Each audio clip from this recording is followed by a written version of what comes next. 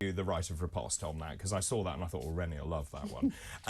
Now, this is interesting. You and I spoke about this, long COVID. We're seeing a lot of people diagnosed with long COVID. And this is an article in the Telegraph saying that actually long COVID symptoms may be driven by the reactivation of dormant viruses, such as herpes. And the reason for that is actually it's not down to the COVID virus itself, but it's due to inflammation caused as a result of having originally COVID, but then reactivation of other viruses. Absolutely, and interestingly in this, because most of the studies are now saying that long COVID doesn't really exist as an entity, but it does, post-viral syndrome does exist, which we've always known about. And if it goes on for a long time, it turns into ME. Chronic fatigue syndrome. However, this is interesting because the people here that were most affected were the ones who ended up in hospital. So the ones that had a massive viral load and had a massive inflammatory response.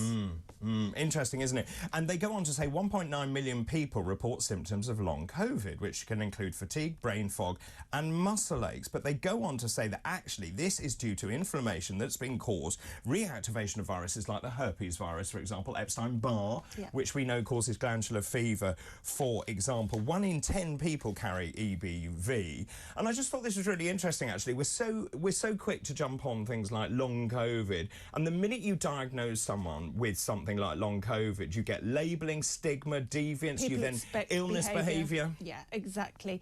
And also the other thing about this is most studies that have looked at long COVID have discovered that people were more likely to have symptoms of long COVID when they've never been infected with COVID. Yeah, absolutely. So it's a very grey area, but we mustn't dismiss the people obviously that feel like they're suffering from something, because we need to try and find a way to get them back to normal functioning. Of course. I wanted to talk about why being a mother ages you, but we'll do that tomorrow. I thought you'd like that one as well. But very quickly, I just want to tell you about this bird. You may have seen this, actually. It's absolutely brilliant.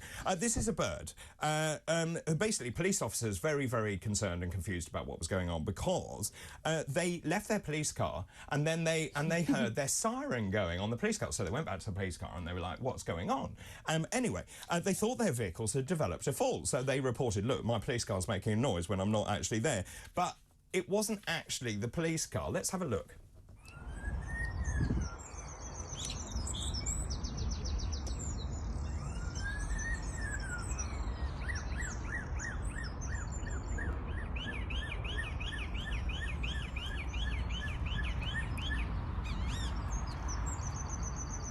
And there you go.